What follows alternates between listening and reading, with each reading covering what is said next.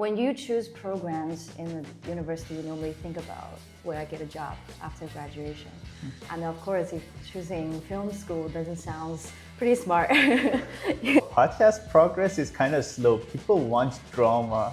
We should start making those games, you know, like those like TV games and stuff. I think that'll be Put all the dramas together. yeah, Well, that'll be fun. I don't even want to go to U of T. I want to quit. I want to go to the States and study arts. If you're too strict about anything, like anything happen at events will make you go crazy. Because shit happen all the time. Yeah.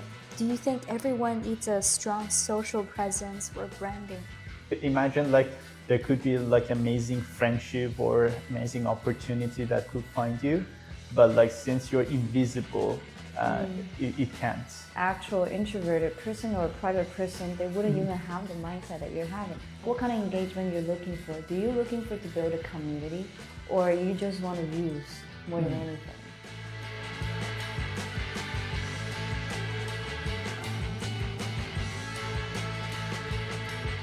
Food or music, which one brings people together to each other? I think music for me, because the first scenario come to my head is when there's like party and people are vibing with a DJ, and that's how I make a lot of friends in parties and events. So I would say music for me. Food-wise, I would say is more so like to make more intimate connections. But if you want to like socializing and have fun, is music for sure. That's actually true. I do agree. Like music, every time I play the music and if people were cool enough to start dancing or singing along, Right. it always works, especially those more globally known music, you know. But I'm more shy. I feel having a food. No, you look like if I'm in the circle dancing and I see you in the corner, I'll drag you. Yeah. And then like we can engage. You're one of those people then, Yeah, right? I'm one of those. I love that. Oh my god, I love that. Yeah. Sometimes I want to do that too, but because I'm scared of rejection, most of the times don't. No, do it. you should like you don't think about rejection. If they say no, you just drag them harder. Oh. It's the way how you open yourself. Yeah, just be like, no, you gotta do it. I gotta be you're too careful shy- if it's a girl though. Like, Oh yeah, that's true. don't pull too hard, you know. I don't think about it because I'm a girl. Yeah, for you it'll be fine either way, you know. Okay. Yeah. Yes, and it's Also, won't get rejected anyways. You're pretty, so. Okay, move on to the next one. Please introduce yourself for the audience. Also, talk about your future that is coming. Oh, my future. Wow, that's big. feature. No, future. Future. Oh. Yeah, the new school that she's going There's a lot of things happening in my future. Okay. Okay, hello. My name is Markle, and I just graduated from U of T. I studied New Media Studies and Studio Arts. I'm about to go to New York and pursue film production as graduate degree. And Which school? Columbia University, and which is shock for me as well. And other than all the labels, what's the information about me is that I think I like to do creative stuff and I love to do arts, and I actually try so many different type of like creative stuff to figure out that I want to do film production and stuff. So, and I do dancing and singing on the side as well. So. Yeah, and talking about your like artistic journey, it's very different than our previous guest space, where like my friends at least. And can you share your journey and experiences that led you into the artistic journey or like the film production? I would say at the beginning, when I was applying for universities in general for my undergrad, I was thinking to go for design and stuff because I love doing arts and drawing. Yeah. But then I didn't really do it because of all this pressure from my family and how the social norm is like when choosing a major, especially for an Asian kid. So I just ended up choosing computer science and economics in my first year. Okay. But then when I was studying it, I was like thinking maybe this is not what I really want to do. So I tried to discover my interest in arts, but possibly something else. And then I found interest in like animation. But then I realized like animation is something, it would be kind of like impossible for me to get into because that skill takes years of an effort and the animation industry doesn't really have a lot of opportunities. So I moved it to like architecture design, and that is like a big step. And I actually did a project in Beijing about how to do anything. I learned SketchUp and how to do 3D modeling from ground up. I really like it actually. But I tried to transfer to Daniels in U of T to study architecture, but they rejected me. Oh. And to be really honest, I'm happy with the results now thinking about it. But then I'm thinking, okay, I gotta do arts, at least something. And then I see there is new media studies and studio arts programs in UTSC, so that's what I choose to do. And I'm really grateful for that choice, because new media studies is a major that allow you to have access to so many different digital art forms. So we learned how to do UI UX design, how to do game design, how to do graphic design digitally. And we also learned how to do film production, where I discovered that I have strong interest in.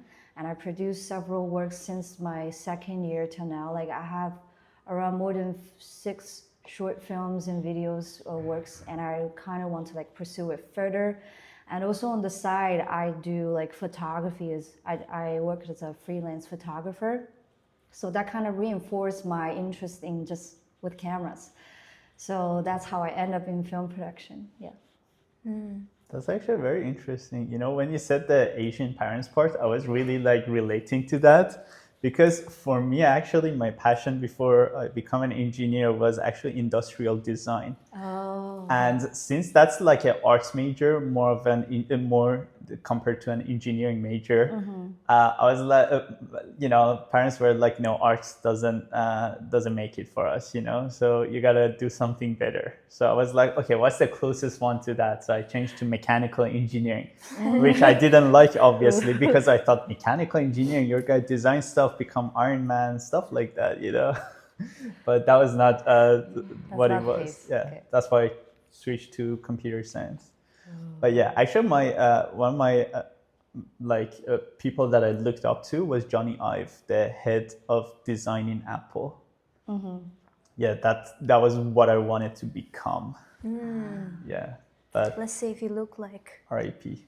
I used to have that kind of idea too. Like at first I just want to be in design. And then because my dad is an engineer and he's thinking, okay, do some like industrial design work. But then I look into it, I feel like that's not really about arts, you know? I need to learn how to do engineering part. And that is the part I don't want to learn. So, Oh, fair. So like, I'm not like gonna do that.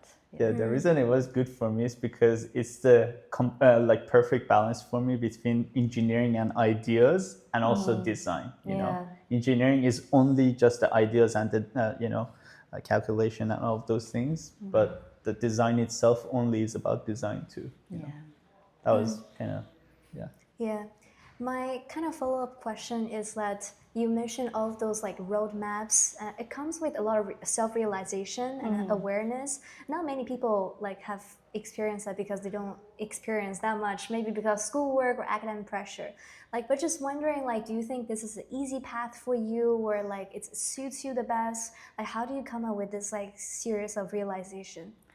Oh yeah, so we did talk about that yesterday, and I actually just come to that realization not too long ago.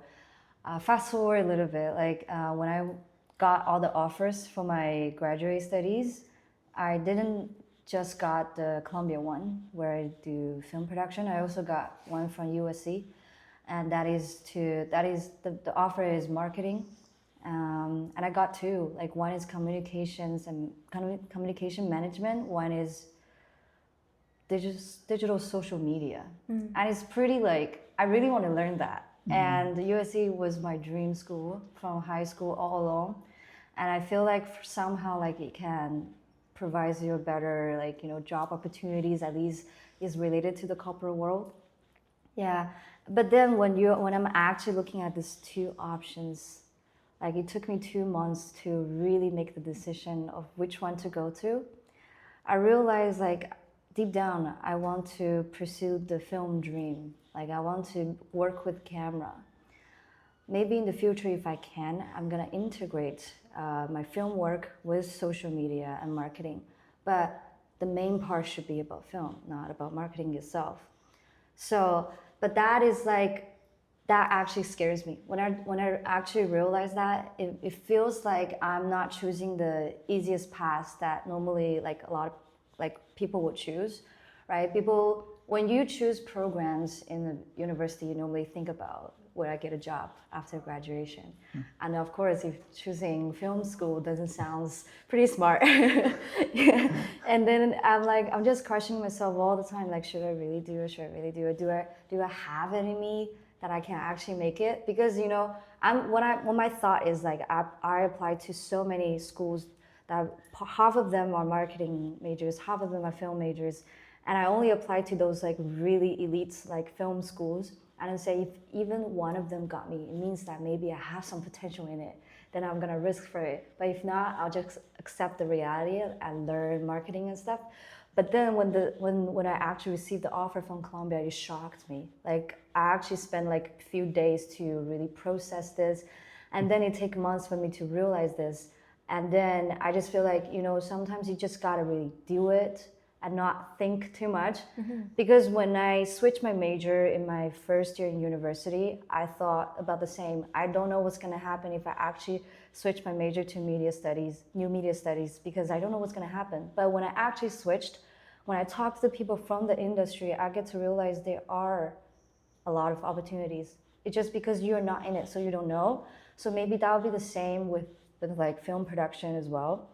So I just decided to risk it and do something that I genuinely love and I want to do. And because also I'm young, like if I don't do it, I don't want to regret it in my 30s or 40s. Yeah. So like that's when I realized that I want to choose what's right for me, not what's the easiest for me.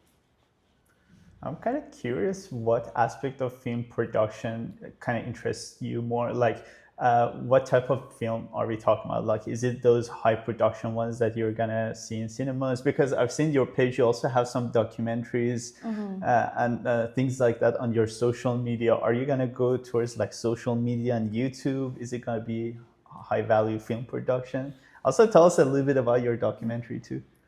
Okay, for that I think that is something I will keep discovering myself throughout the time in Colombia, because I need to figure out what kind of content, what kind of voice I really want to like project it out for myself as a filmmaker. I'm thinking like for the years in Colombia, I mostly would just focus on what kind of stories that I want to tell. So New York is mostly famous for author films. So, you know, those like independent filmmakers, they tell their own unique life stories instead of like those commercialized or professional, or you say industrial production, not really like how is it like in Hollywood.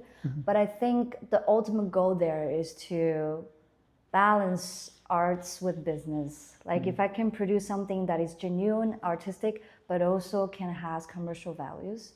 So like I want to make work like that. But the first step is about like get to know myself first. So I think I'll focus on that. And from the things I produced and directed, I realized that I really like those psychological films, you know, like that ones has a lot of like plot going on, a lot of twists, a lot of like Catch Me If You Can. Yeah, I do like that film a lot. And then adding another factor is that I like to include severe emotions where people are having like mental breakdowns, crying, and that story. Like I want to have those emotions factors in my film. Yeah. So those two things I noticed the pattern. Yeah. I think you should start working on those game shows. You know what I'm talking about? Like either those like dating game shows or like real game shows that there's like a prize pool and kind of like Reminds me of Mr. Beast. For some reason. either that or the stuff in Netflix on Netflix, you know. Are you interested in those by any chance or not really? I do really like to watch those kind of shows. Like I watch Squid Game and I watch Alice in Borderland. I don't know if you guys heard of it, but it's a pretty good show. And so it's all about like the main characters are surviving in severe situations that you had to seek your life out. Yeah. And I like those kind of settings a lot because I feel like you push the most genuine and real side of a humanity, and I really like to like discover that topic. Yeah. Yeah, and also you design the games in a way that it manipulates people to do some weird stuff. That's To be kind of honest, like funny. I made a film like that. Yeah, Oh. like the first ever fiction film and also original scripts I made, I think last year or the year before. Anyways, like it's called Mind Games. It's on my YouTube. You guys can check We can it if link you it want. down here. Yeah, it's about like 4 roommates and there's like a phone challenge. There's like a mysterious package. All 4 roommates receive like a iPhone, but it's like complete setup in a way that you know how it's like those game setup is. And once you open the phone, the door is locked, the window's locked, the Wi-Fi, everything is gone, signal's gone, and you have to answer questions. And the questions are asking you to reveal the darkest secrets you have. And then we spend so much time sorting out the storylines of each protagonist and what happened in between them, and we also like design all those like emotional breakdowns points and stuff.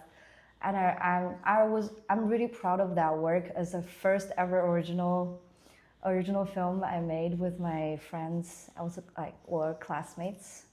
Yeah. Not gonna lie, that sounds really fun. Well, I feel like I'm super into criminal related, murder related. Maybe in the future I'll read the scripts and then we'll make something together. Let me know. Yeah. Wait, we should do something together. It will be fun, actually. Yeah. I just like it. recently had this conversation with my friends that, podcast progress is kind of slow. People want drama. We should start making those games, like those like TV games and stuff, either like a dating show or some mysterious like criminal based or something that, makes people, do some interesting stuff. I think if you do like a dating games, especially with, let's say you put a U of T students, let's say this major date the other major. Okay. My I think that'll gosh. be a, Put all the traumas together. yeah. That'll be fun. You'll be U of T's come to life. With tears. Yeah. You guys know that page, right? You have tears?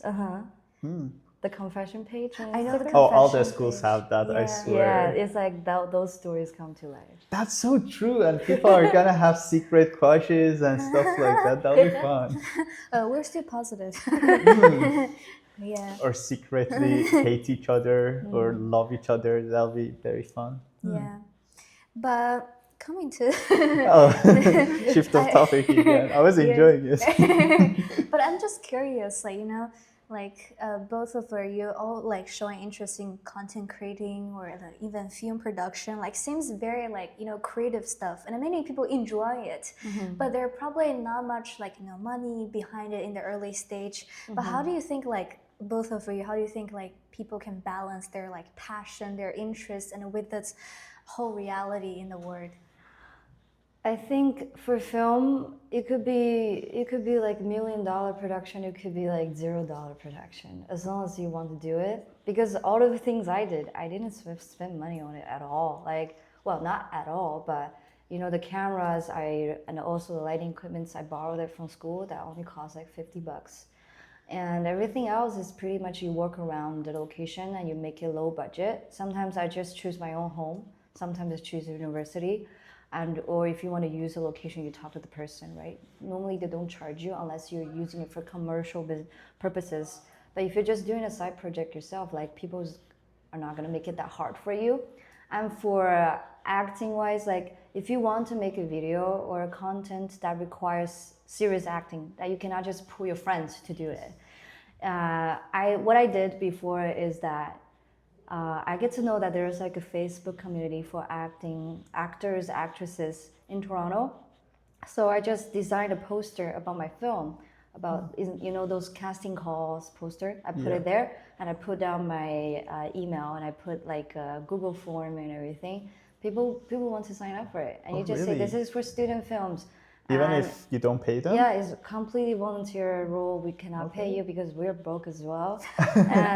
And then for the Mind Games film I did, we have more than 100 people apply for that film. Whoa. There's around 100 people fill the form, and there's even more that send me direct emails with their resumes, hat shots, and clips that they did before, you know, the audition tapes. Oh. And it's like, I look at some of them like, oh, this is actually professional. This is how it feels like to be a director. I like that feeling.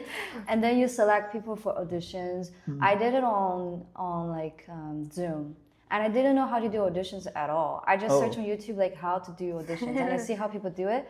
And then give us 1 or 2 tips about that. Like, what do you look for? What should you? Okay, so first thing is like, because if it's a long script, that time is 20 pages. We cannot ask everybody to act everything out. It would be impossible. So I just select the ones that I feel like it needs the most tension, it requires most skills in acting. I put that out and I sort out a document, and that thing called slides, I think, or slides, I forgot. And you send that to the people that are gonna get auditioned. Tell them like, page this is your slides. You gotta get that ready before your audition. So professional actors, they will like memorize everything already. And then on the Zoom, I'll be there. Like if they're acting their role, I'll be the person that is talking to them. And I'll say, hey, ignore my acting. I'm just gonna read the lines, but I'm gonna check how you're gonna react and the dialogues and everything. And so that's how we did it. And I also asked them, like, what's your understanding of the rule? What do you think is the most important thing you notice about this rule? And why do you want to apply for this like audition? And in the end, if there's any way that I want them to, you know, switch up how they perform, I'll ask them and they would do it again. And I remember there was a girl, she was just like so good. Like her appearance, amazing for the role, and her acting is really good as well. Like because there's one scene that this role, like she's crying, and she actually cried at an audition, and I say, hey, you're amazing, but I'm just asking, can you cry in a different way, and then like, you know, give this details, and she did it again. Totally delivered. So we have her, and on the set, like she's the one that actually get into the role the fastest, and is really good. Yeah. That sounds very fun, actually. Yeah, You're and it didn't like cost me anything. Yeah. So if you want to start, you can just start, and then once you build your, you know, films and portfolios up, you can look for those like film festivals that are beginner friendly or student friendly, and then you can submit your films to it. But one thing you gotta be careful is about the music. Copyright issues. Oh, copyrights, yeah. If you're using any music that requires copyrights, probably not. So you got to choose carefully. There's a lot of like soundtracks that are like there's no copyrights at all. You can freely use them. Yeah. So think about it. Yeah. That's the that's only thing to valid. look out for, I think. Yeah, copyright stuff are probably, or maybe if there is like legal requirements. For example, you mentioned you need to get some authorization for filming in some location. Yeah, that too. You gotta be kind of careful. But most of the time, you should be okay. Yeah, fair enough. Especially in public. Yeah, so overthinking isn't a bad thing. Yeah, and if there will be like, you know, people walking around, you gotta, you know, work your way with it. It's best that you just block an area for filming, unless you cannot literally just ask everybody passing by to sign a form and allow their faces to be shown in the clips, right? You cannot do that. Oh, is that a requirement in Canada too? I know in some Asian countries you cannot show people's faces without asking. I think in Canada as well. Oh, really? Yeah, because in the States, you gotta ask for consent. if you're in a public area, you don't have to ask for permission. Like if someone is in public area, their faces are public property. Yeah, you gotta use your face. Yeah. No, it's not like you film them, but if they're in your background, then they have no like legal issues to show them, you know. Okay. Yeah, before we jump into the next topic, just curious, like you shared so many fascinating stories, but what are some challenges behind your journey? I think the first ever challenge is can I actually switch the major or not, right? Like, because as I mentioned before, I was studying mathematics, computer science, and then mathematics. I was seeing which major should I get eventually. And I was in China at that time because my first year is completely like online because of pandemic. And I just realized I really cannot do it. It's not my thing. Like if I keep doing it for another 3 years, I would rather just quit U of T. And so I talked to my parents. They're not like happy with that. at all. Like we had this fight for 2-3 months because my first reaction is, Mom and Dad, I don't even want to go to U of T. I want to quit. I want to go to the States and study arts. And they're like, are you fucking out of your mind? You're in U of T. U of T. I remember that tone. And they're like, you're in this good ranking university. We are never going to allow you to get outside of this institute. And then I say, no, but I want to study what I want to study. I cannot. I tried. I listened to you guys. I tried. But this is not my calling. And then they finally like compromised. They say, okay, you can study arts, but only U of T. To get your graduation certificate first. And then that's actually the first like blockage I had. And I feel like a lot of people do have that blockage as me. Is the first step. I feel like I actually step outside of the norm and I be myself afterwards. Yeah, so like that's the first challenge. How about your future challenges? Like, are you worried about anything about going to New York? I'm really worried about my safety. Safety? Yeah. But I think in general will be fine. I'll look out for myself more. What I would consider challenges are most of the time could be like mental block or like something you really cannot change because not because of you, but because of like other restrictive factors or something. If you're talking about small things, like of course there are shits coming up all the time when you're about to film. It could be either this actor calling sick, it could be either like the lighting just never goes out the way you want it to be, or the camera battery died, or you forgot your SD card. Those kind of things always happen. Oh, but like I wouldn't consider that challenges because you always think of a creative solution to deal with it. Also, the more you do it, you kind of start considering those. Yes.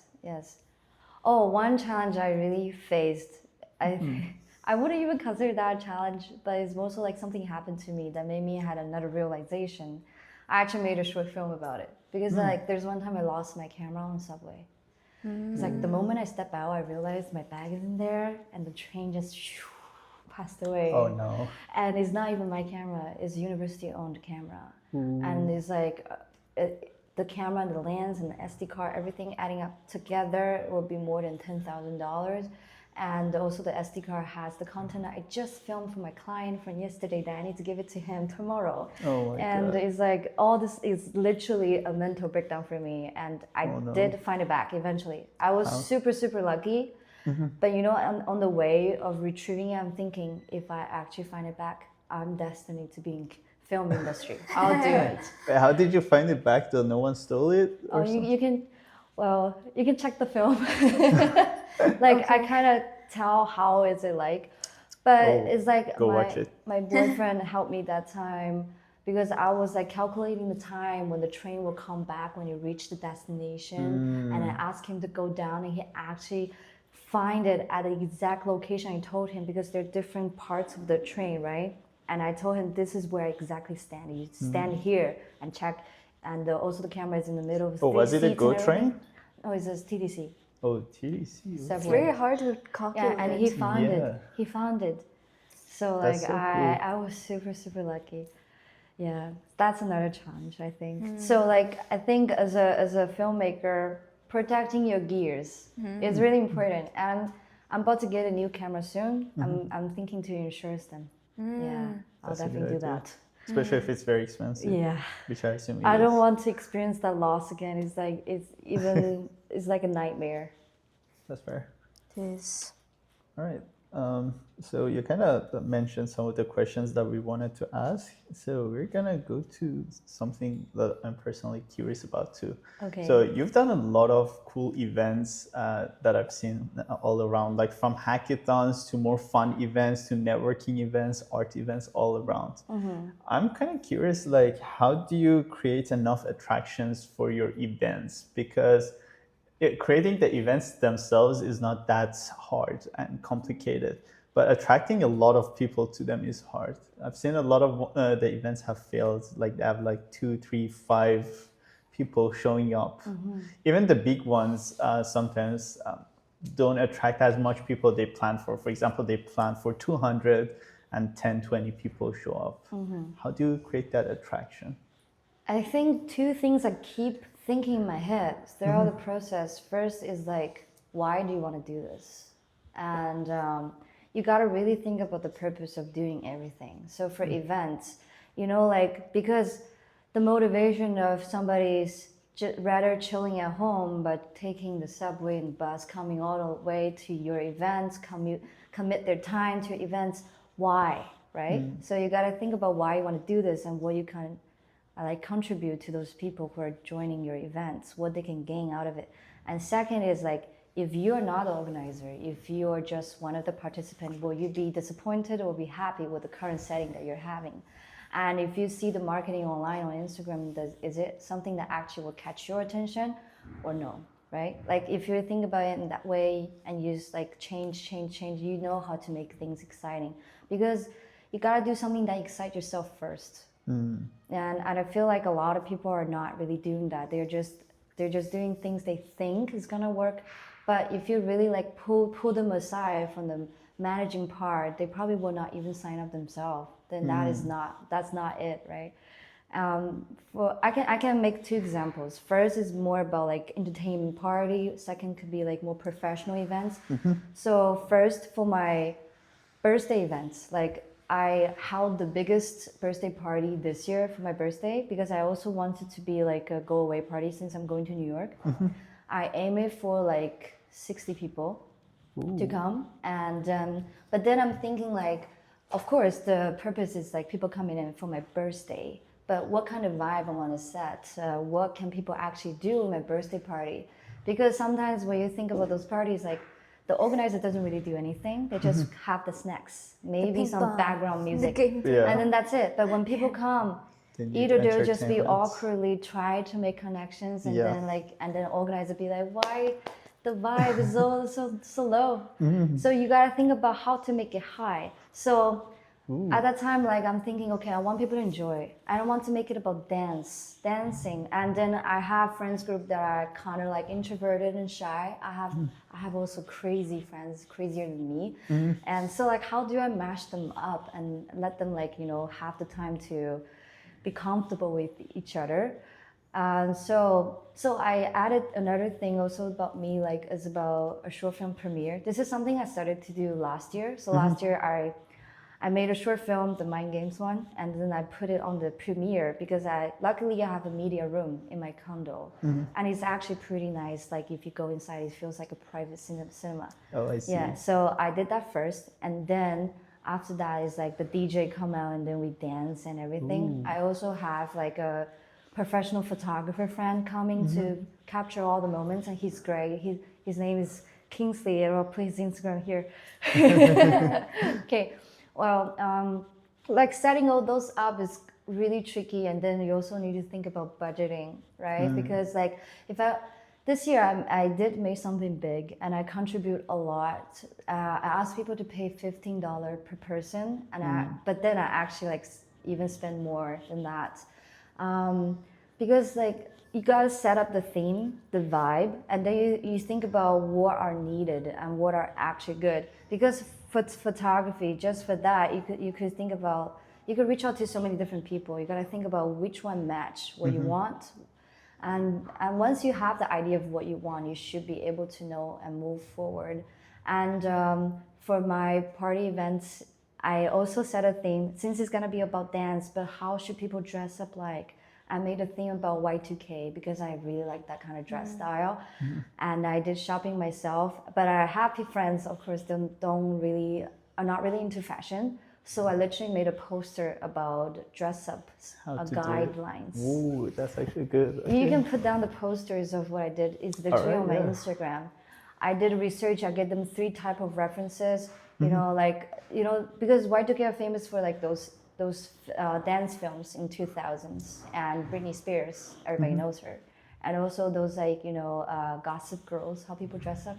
So like I smash all of them in, and I shove it to people like, hey, this is what you can dress up like, and feel free to do whatever. And then luckily I have a friend who DJ'd at Hush Hush, and that's which are like 2 nightclubs in Toronto, and he did an amazing job that night. Whoa. Yeah, and then also the photographer capturing everybody, so like that party is really fun. I also did something. I consulted several friends of mine that know how to do cocktails, and we made a cocktail menu, and it's like one cocktail per person for free. So That's like, fun. and then I have like a schedules. Like Did for you have this- to pay those people, by the way, DJ and cocktail and all of those? No, they're all my friends. Oh, that's actually why nicer. you need to yeah. have all diverse of friends. Yeah, like you, of course they don't need to pay, and of course like I show my gratitude, and like if they need me for anything, Yeah. I'll like help as much as I can, right? Like that's how you build connections. Yeah, and another thing is like for those events, if people don't know really what to do, you can put like schedule into it, but not to book it too full. Especially for casual things, let people know one or two big things about to happen, so they have a mental note. Yeah. Fair. And then another example for professional events, I can put an example from when I was the president for our ACMSA, which is the Arts Culture Media Student Association for our department. I did a design-a-thon. It's kind of like a hackathon, but for creative stuff. So we have different tracks of like, photography, graphic design, UI, UX, film production, whatever.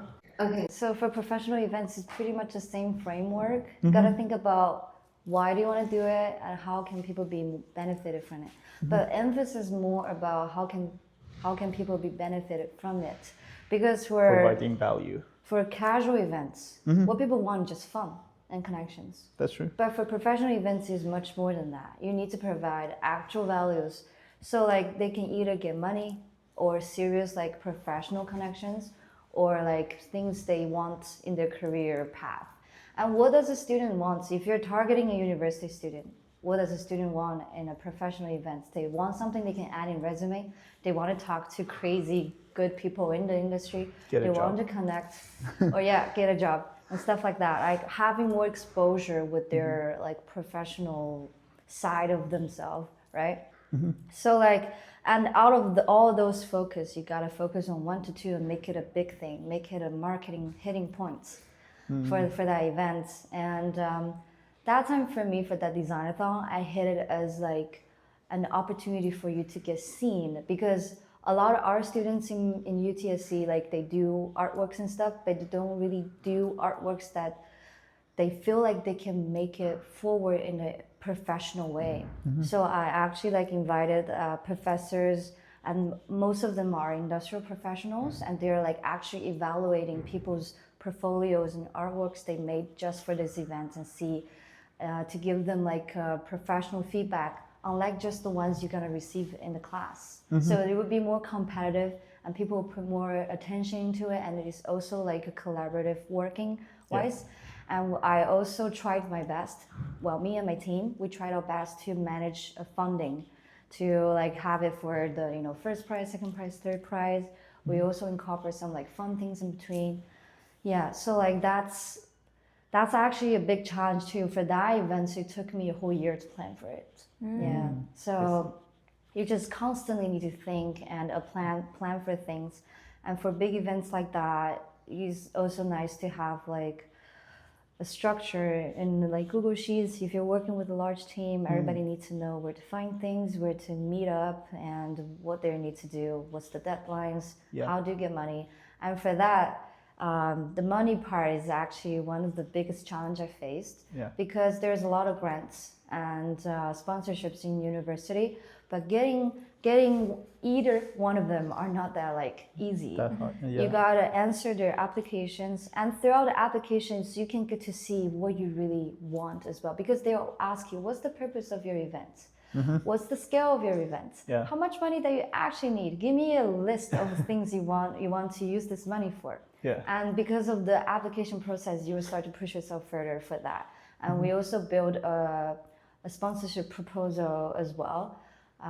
So like it makes it more professional. That will actually, of course, it would take more effort and time than planning a casual event, but like you will definitely learn so much just out of that experience. Yeah. Fair enough. I really like, especially two of the things that you mentioned. So generally, like gamifying the events, especially if it's more of a fun event, so that people know what to expect and also makes it more fun. But also the spreadsheet that you mentioned for professional events, I've seen even people who do a lot of events do that a lot, and people who are newer to it kind of underestimate how important it is. Like the spreadsheets is very important too. And even for entertainment stuff, let's say I had a cottage trip with my friends, we even have a spreadsheet for that, because we're gonna tell like who's gonna buy what and how we're gonna split up the money and how we're gonna arrange the rooms. So you must hate spontaneous actions. Sorry? Like random actions, like say, let's change this road, let's change this. Do you hate those like random? I don't really, because like throughout the process, there's a lot of like new things coming up. And if you're working with a team, people will discuss if this design of this like activity is actually good. People will say, I don't know, what about that idea? And then we're gonna talk about it, and maybe some like nice idea will come to you in the middle of the events, or even at the last stage, you're gonna make some final changes. You're just gonna like really enjoy the process of being flexible. But things shouldn't change. Is the, how do you say that? Like I mentioned, the theme and the vibe. Once you settle it, you settle it. You don't like deviate. Sorry, how do you say that? You don't like step away. Yeah. No matter what changes, you should align that. That's important. Yeah, very organized planning is very important, especially in larger scale events. But at the same time, allowing some flexibility makes it fun. If you're too strict about anything, like anything happen at events will make you go crazy, because shit happen all the time. It's like the same in film production, because like for events, probably like people who need to do like AV equipment like cannot make it today. And or even if you make it, the microphone is not working. The stereo is broke and people cannot hear the guest speakers. Or the guest speakers is late. What are you gonna do? People are already waiting there for 30 minutes, right? All these things. That's true. So you need a strong mental. Yeah, you gotta be like, okay, chill, we can do this. Yeah, I love that. Spontaneous. Yeah. So we're also kind of curious, like, do you think everyone needs a strong social presence or branding? Even though they're not doing like very creative stuff or filming, or they're just like a normal student? I think if your idea in this question of strong social presence means somebody that is like confident, like how those Instagram influencers look like, I would say doesn't necessarily. I don't think everybody needs that, because people have different personalities. Some people like to be extra outgoing and confident, showing themselves.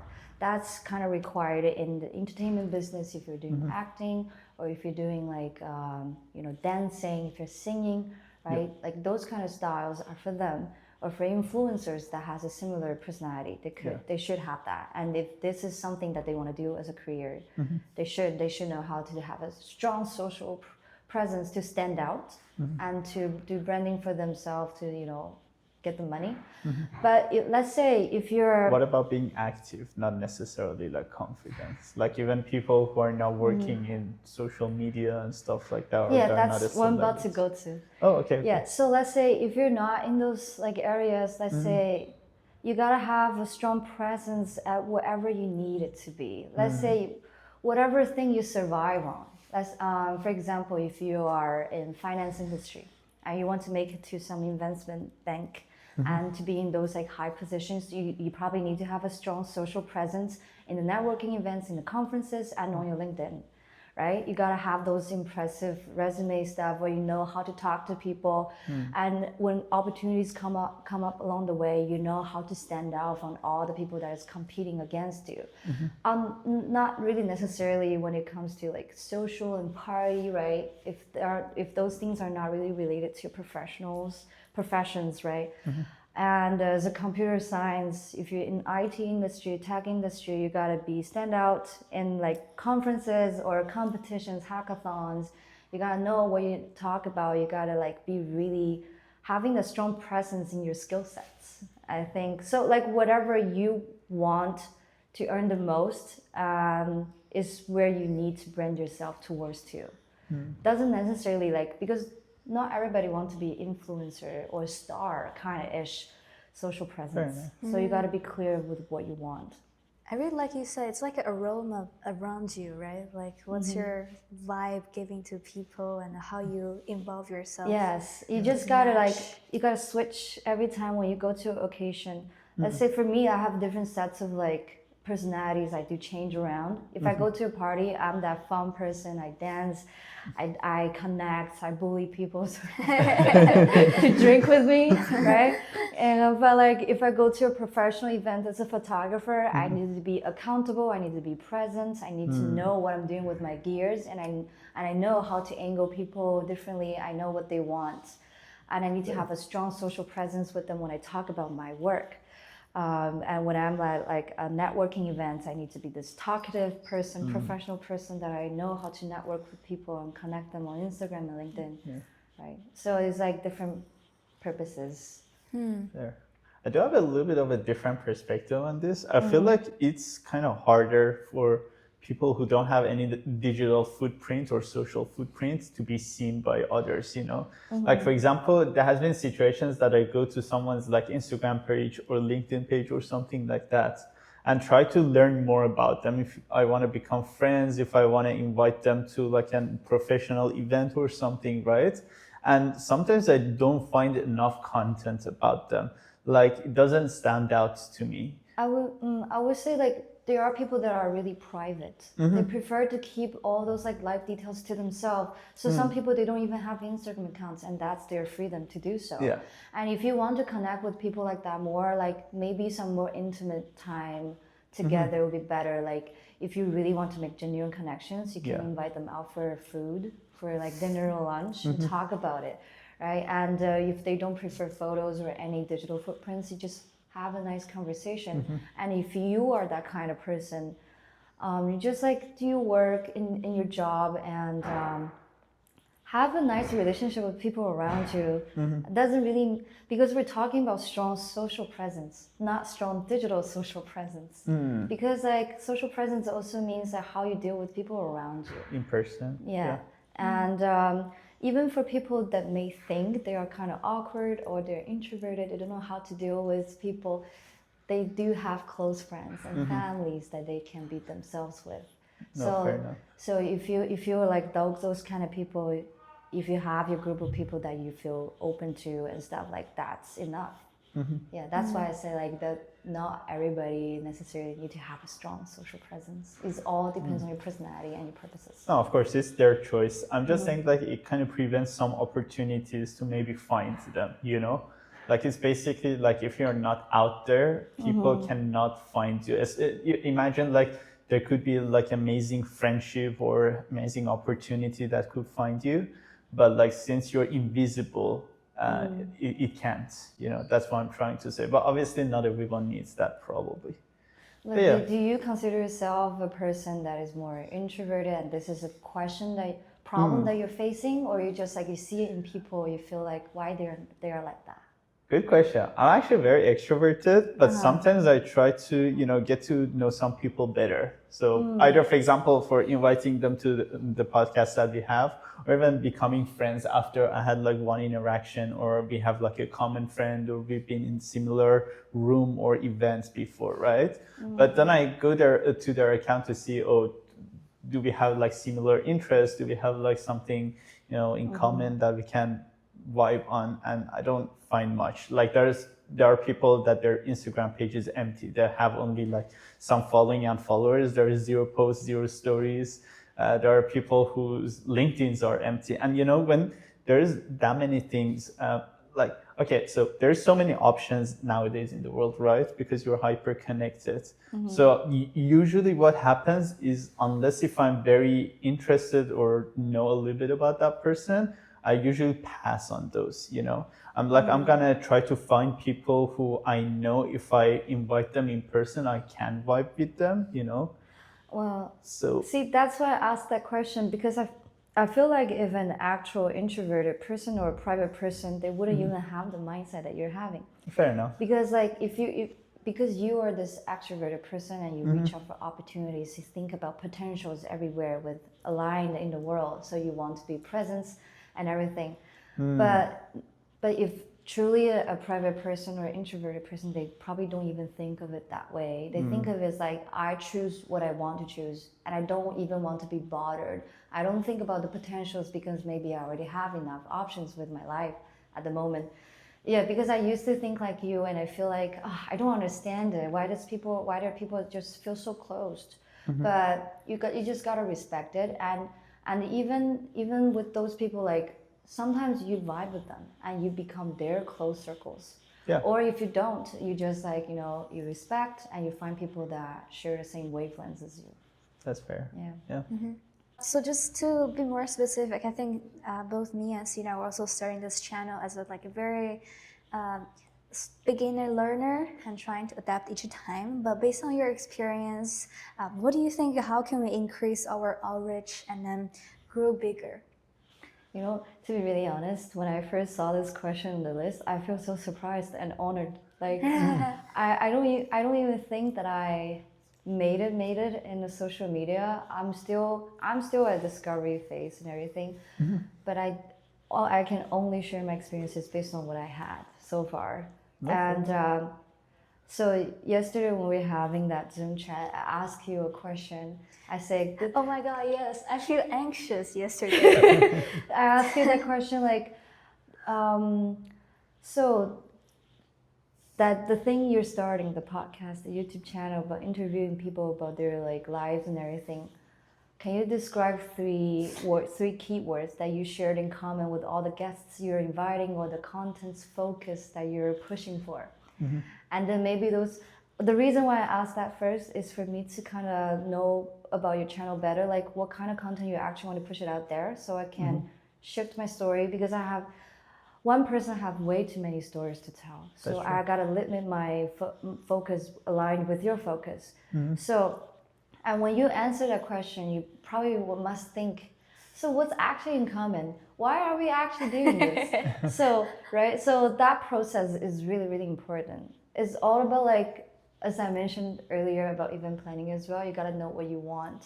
So the reason why you start this initiative is because you have this like motivation to do something. Maybe it's because like people you see in real life, they have some amazing life stories and you feel like you want to share it to uplift everybody else, to share a positive impact. But why is that? So you gotta like dug deeper every time together. And since you're like a team, you guys can like discuss this another time to really think about what kind of content you want to produce out there and what makes you guys different and unique than everybody else, than all the podcasts, all the interviews they're doing. And are there any podcasts that actually are doing really well and you look up to? And what are the key factors you think that make them successful, make them have a lot of views and outreach? And then like that process may take a long time. And then you probably will figure out like episodes after episodes after episodes, you will get to know your focus better and better. It's not like you know it right away. Yeah. And you can like change your details along towards it, like little by little, little by little, little by little. That's how it is. Yeah, it's always about like what you really want. What do you really want to tell? What kind of story that excites you, that as an audience that you feel like, oh my God, I actually would click and see that episode myself. Yeah, so think about those questions and probably you can like have a mind map together about that. I really like the way you asked me yesterday. It kind of made me into like a very blushing face. Like, are we actually doing something very good? But I think it's very important, like for people who like to do podcasts where interviewing, they're used to ask other people the questions instead of like being asked. So like you said, like think about all those questions. Maybe we'll ask each other surprising question, confront each other to push something like further. I think it's very good. Yeah. And another thing about outreach is that there's so many different forms of outreach. What kind of outreach you want the most? Do you want the most views? Do you want the most subscribings? Do you want most comments? Like what kind of engagement you're looking for? Do you looking for to build a community that everybody's like in the same community chats together? Or you just want views more than anything. Is there a difference between making a community and pursuing views in a sense? I think so. There are different strategies. If I do go to USC and study digital social media, I probably can't answer you that question. But right now, I'm still learning myself as well. But I do know that there's differences and different approach that you should do things. And even by the way you make your film and your video and the way you edit your video, it's like can tells already. Yeah. And also like if you're doing shorts and stuff, the opening scenes are pretty important to always include the most fun and you know those hooks people are talking about. Like what are your hooks to get people actually click in to see, and if what we're talking about, if views are your prime priority. I'm just giving like a really simple example here. Yeah. I think for me at least personally, I wanted to kind of share the stories and life of people that I found interesting for myself to other people in a sense, so that it can have an impact and influence on other people. So that's why a lot of people that we bring is the result of the personal interactions that we have. And obviously it takes time to build up all of those connections, and we're always like investing in future episodes too. So it's like all constantly looking for possibly interesting people for future and things like that. But at the same time, we want to make it feel more of a community rather than pushing episodes out for the purpose of pushing episodes. You know, some podcasts, you look at them, there is like so many randomness inside of it. Like they just want to publish one episode every 3 days or every week or something. You don't see the constant quality. We want the quality to be consistent. And to be honest, I was even thinking that in future we can like bring back the people that we already had conversations with to also check up on them, be like, you know, what happened, what you've been up to. That could be one really unique part. Is you show the growth curve of your guests, and a lot of podcast channels, they don't do that. It's mostly one-time thing. And the thing you mentioned, I feel like you should ask yourself, what do you find interesting? Because I think that's a pretty wide subject, and it's really subjective. And if it's something about you that you find interesting yourself to interact with, then what are the things that you find interesting? And if it's something about your personal, you know, experiences or biases and subjectiveness, then you need to maybe let the audience know you better. Like let them know Sina, this person, Caitlin, this person, and in your life, they get to realize, they get to understand, oh, this guest is actually interesting based on your perspective. That's fair. I love that sharing. Sharing the stories and personalities in a sense. And I feel like a lot of podcasts, they either already done it or they haven't yet, because like some really famous podcasts, like people know the interviewers more than the interviewees. They pretty much watch this episode because of the interview, because they know about the personality or the things that this person's gonna aim for the most. That's true. But I feel like if they have recurring guests, that also becomes a part of our podcast. So it's not just us. You know what I'm saying? It's kind of like a storyline. Can have a mix. And that could be a small portion, not the biggest portion. That's fair. No, that is true. That's probably all for our conversation. Thank you so much, Markle, to joining us. I hope you enjoy your Columbia University Orientation Week. And let's produce some fun content at some point. Tune in. Okay, should we do to the count of 3 say subscribe? Oh, okay. All right. What's the channel's name? Undo Send. Undo Send. No, we just say subscribe. You don't need to say the channel's name. All right, 3, 2, 1, subscribe.